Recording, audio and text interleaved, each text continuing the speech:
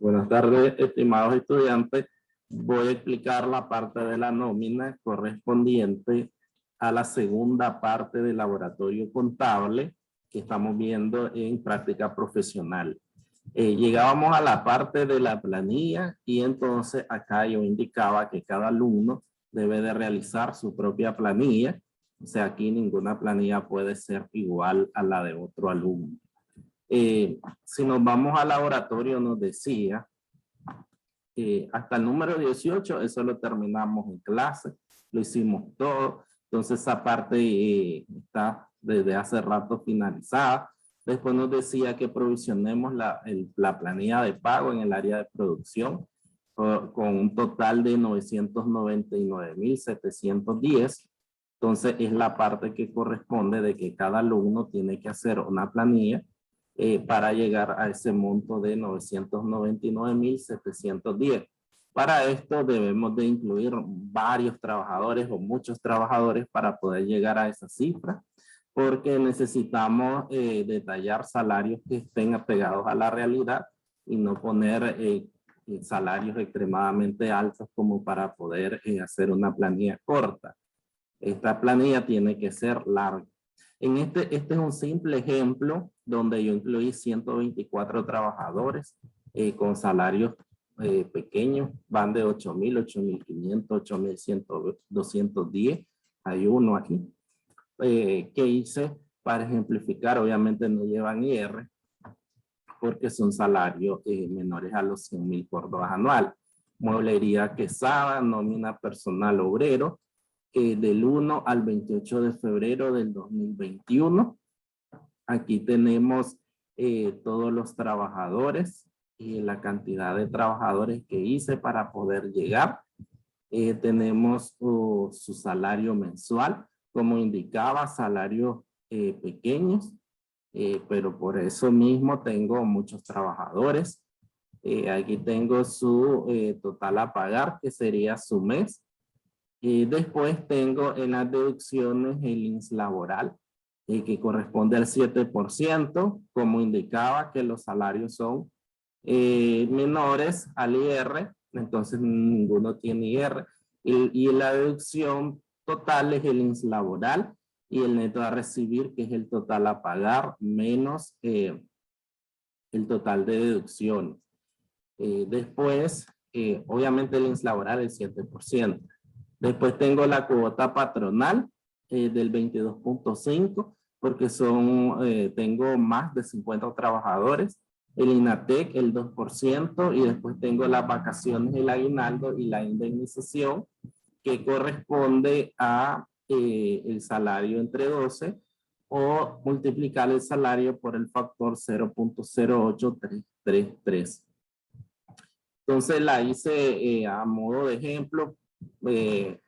Sencilla, sumar los totales y con esto yo ya puedo realizar mi contabilidad. O sea, aquí yo tengo mis datos para realizar mi contabilidad. Porque si nos vamos al laboratorio contable, lo que nos pide es se provisiona planilla de pago, elaborar la nómina. Entonces con esto ya puedo hacer mi asiento de provisión de la planilla. Aquí lo tengo. Explico también esta parte porque cuando yo les di costo, entonces que solo di costo 1. Entonces no di esta parte. Que vamos a hacer la mano de obra directa por los 999,710. Después yo tengo costos de producción que corresponden al INSS patronal por 224,934.75, el INATEC 19,994.20 y lo correspondiente a vacaciones, aguinaldo e indemnización por 83,309.17. Digamos que la parte diferente es lo de costo de producción, porque ya hemos visto y han realizado planillas de venta y de administración, y en este caso es una de producción. En los pasivos no va a cambiar nada, ustedes ya tienen esas cuentas, nómina por pagar, 929,730.30, el INSS laboral, 69.979.70 y los gastos acumulados del INS patronal 224.934.75, el INS patronal de 19.994.20 y lo correspondiente a vacaciones, aguinaldo e indemnización por 83.309.17. Ahí tengo mis sumas iguales, lo que me indica que mi asiento está cuadrado. Después, si nos vamos al laboratorio, ¿qué nos sigue diciendo? Dice que vamos a distribuir la mano de obra directa. La mano de obra directa la vamos a distribuir a las órdenes de producción, a las 105, 106.120, a las 106, 134.220, a las 107, 189.220, a las 108, 260.260 y a las 109, 309.890. Entonces aquí simplemente vamos a distribuir en el asiento contable. Aquí vemos el asiento de distribución de la mano de obra. Entonces es solo pasar las cantidades a cada orden, a las 105, las 106, las 107, las 108 y las 109 del inventario de producción en proceso, que obviamente ya lo debemos de tener aperturado porque pasamos materiales a esas órdenes y lo sacamos de mano de obra.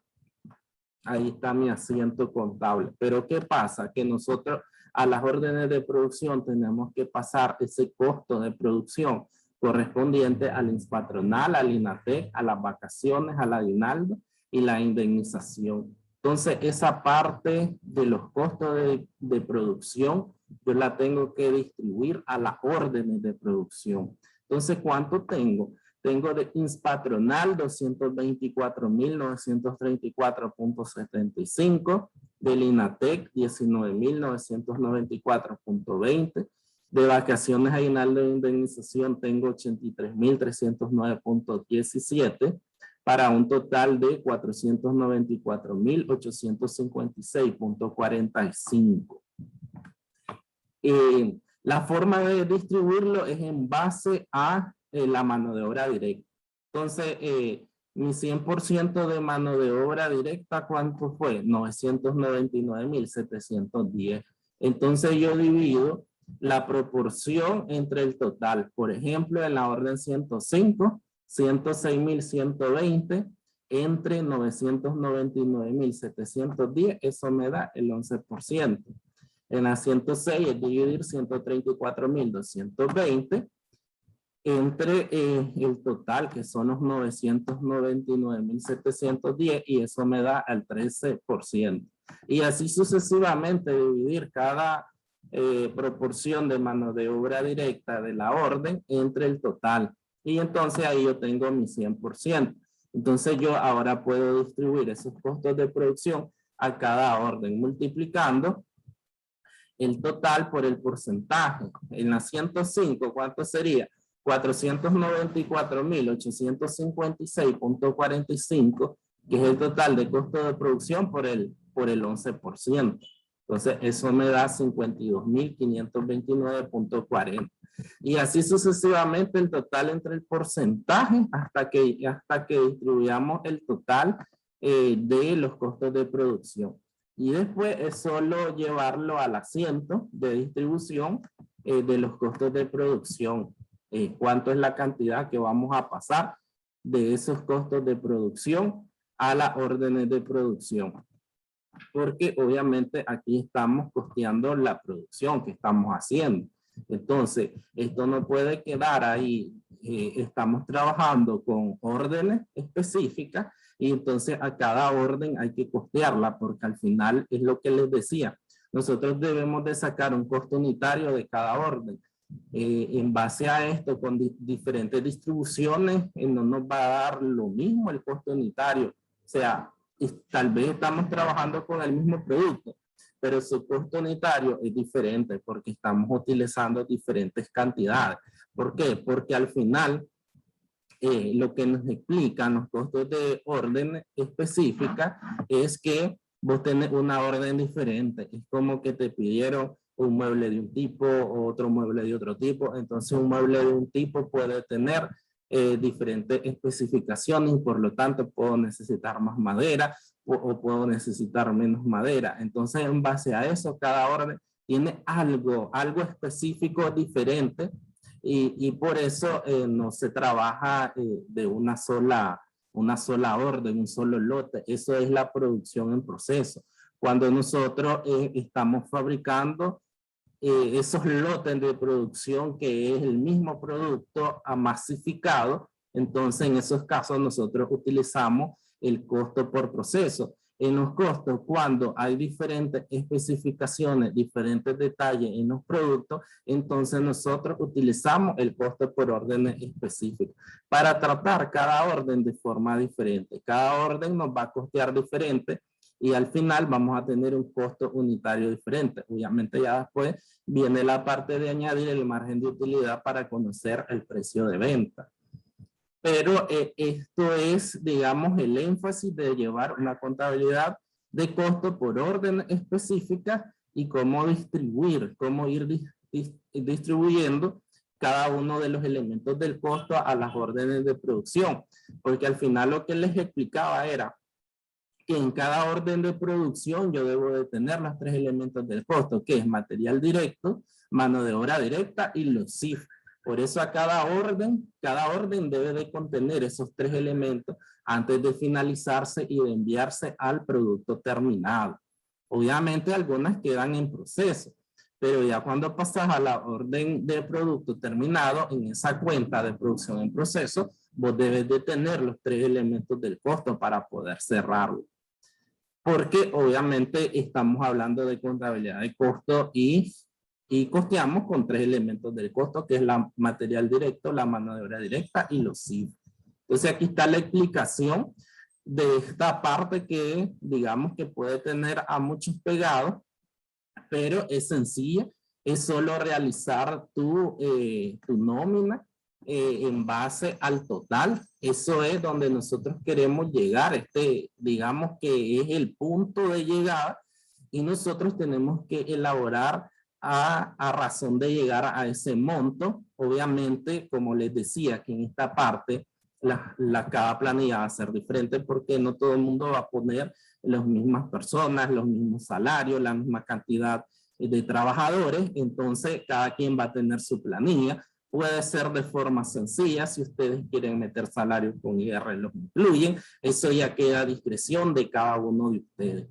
Y después ya vienen los asientos en relación al registro de esta planilla y sus costos, que es la parte que digamos no he explicado. Ya la demás parte, lo demás que está incluido en el laboratorio, eso yo lo expliqué en contabilidad de costo 1 al final, cuando trabajamos costos por órdenes en el turno regular. Para los que les den el turno regular, esa parte la vimos. Esta parte de planilla es lo que digamos que no vimos, porque hasta vimos el registro de materiales con Cardex, toda esa parte se vio. Y entonces esta partecita es de esta forma y ya ustedes pueden continuar con la parte final del laboratorio, que tiene que ver con terminar las órdenes de producción. Aquí lo que nos dice después es que los CIF se distribuye el 100%. Eso quiere decir que cerramos los CIF y los mandamos a la producción en proceso. Y se van a terminar las 105, las 6, la 106, la 107 y la 108. Eso indica que cerramos producción en proceso y mandamos a producto terminado de cada orden. Y obviamente ahí queda en proceso la 109, después vendemos y el costo de venta ya sabemos que lo sacamos dividiendo el costo total de cada orden entre las unidades que se produjeron en cada una de esas órdenes. Así de sencillo sacamos el costo unitario, costo de venta. Ya después al final del laboratorio viene la parte de se paga nómina y se cancelan deudas. Ahí viene una planilla de venta y administración, esta vez de un mes completo. Y después ya viene la parte final de esos asientos de cierre que necesitamos para poder cerrar estados financieros de una compañía. que ese tipo de asientos que vemos al final, que son varios pequeños, ya ustedes los hicieron en enero y para cerrar enero, y entonces ahora es volver a hacerlos en febrero para poder cerrar el mes de febrero. Esa parte, digamos, ustedes ya la manejan, pero sí, siempre estoy para cualquier consulta que tengan en relación a terminar esta parte del laboratorio contable, porque después se viene la parte final con un pequeño laboratorio de auditoría. Entonces aquí dejo esta explicación de esta parte de la nómina por si tenían algunas dudas para que puedan continuar y finalizar con éxito esta segunda parte del laboratorio contable. Buenas tardes a todos.